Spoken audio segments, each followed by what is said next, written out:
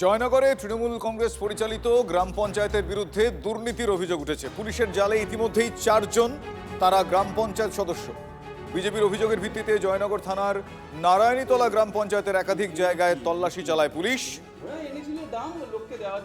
সরকারি ত্রাণ সামগ্রী বিলি না করে গোডাউনে মজুত করে রাখার অভিযোগে 4 সদস্যের বিরুদ্ধে উদ্ধার হয়েছে ধান ঝাড়ার মেশিন, কীটনাশক স্প্রে মেশিন সহ প্রচুর যন্ত্রপাতি।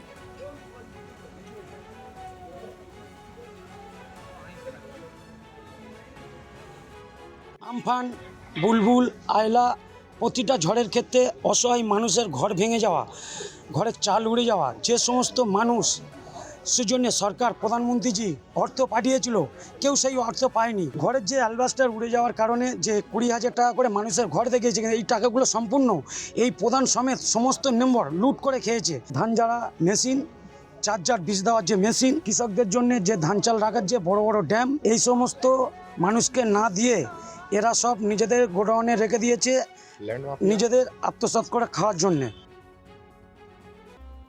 তৃণমূল জমানায় বারবার শোনা গিয়েছে এগিয়ে বাংলা, কিন্তু কোনো কোনো এগিয়ে থাকা পিছিয়ে যাওয়ার নামান্তর। এমন একটি ঘটনা আপনাদের বলবো। তৃণমূল জমানায় দেশে বাল্য বিবাহে প্রথম সারিতে পশ্চিমবঙ্গ, এমনটা কেন্দ্রীয় সংস্থা দাবি করছে রিপোর্টে।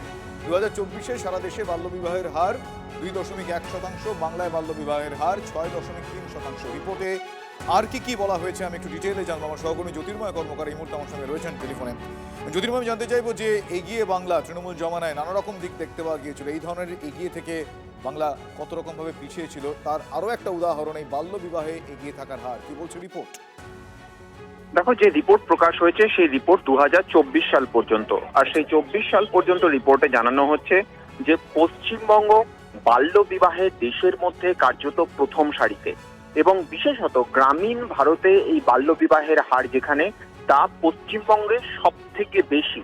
এবং তার থেকেও যেটা চমকে দেওয়ার মতো বিষয়, তা হচ্ছে 18 থেকে 21 বছরের মধ্যে বিয়ে পশ্চিমবঙ্গে সেই হার প্রায় 44%। অর্থাৎ সর্বমোট দেখা যাচ্ছে যে 49% মানুষ মহিলাদের বিয়ে হয়ে যাচ্ছে 21 বছরের নিচে। স্বাভাবিকভাবেই এর সঙ্গে সমান্তরাল কিছু প্রশ্ন উঠে আসে। বাল্য বিবাহের অর্থ স্কুল ড্রপ আউট, বাল্য বিবাহের অর্থ উচ্চশিক্ষার আওতা থেকে সম্পূর্ণভাবে বাইরে থাকা, বাল্য বিবাহের পাশাপাশি আর্লি প্রেগন্যান্সির সম্ভাবনা যেমন রয়েছে, তার পাশাপাশি মাতৃত্বকালীন শারীরিক ঝুঁকির সমস্যা রয়েছে। এই বাল্য বিবাহে এগিয়ে থাকা মানে নিঃসন্দেহে তুমি যেরকমটা বললে, পর এর সঙ্গে যুক্ত অনেকগুলো গুরুত্বপূর্ণ এবং গুরুতর বিষয় উঠে আসে। আমরা ইন ডিটেল জানবো আরো পরে। ধন্যবাদ আপনাকে। ভদ্রেশ্বর পুরসভার ভাইস চেয়ারম্যান ফিরোজ খান তিনি গ্রেফতার হয়েছেন। প্রাক্তন মন্ত্রী ইন্দ্রনীল সেনের আস্থাভাজন এই ফিরোজ খান পুরসভার গুরুত্বপূর্ণ নথি গায়েব, এমনটা ভদ্রেশ্বর পুরসভা সূত্রে খবর। থানায় অভিযোগ ভদ্রেশ্বর পুরসভার এক্সিকিউটিভ অফিসারের।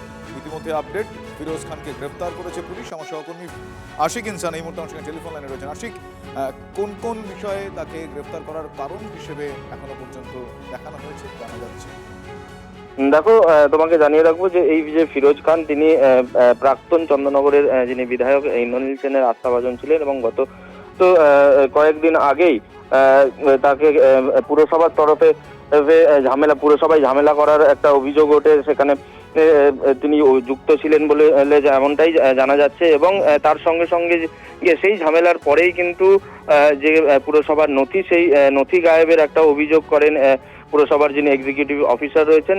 তারপরেই তার বিরুদ্ধে অভিযোগ দায়ের করা হয় ভদ্রেশ্বর থানায়, এবং আজ ভদ্রেশ্বর থানার তরফে তাকে ডাকা হয়, এবং সেখানেই তাকে প্রথমে আটক করা হয়, এবং তারপরে তাকে গ্রেফতার করেছে ভদ্রেশ্বর থানার পুলিশ। শুভজিৎ, ধন্যবাদ আশিক।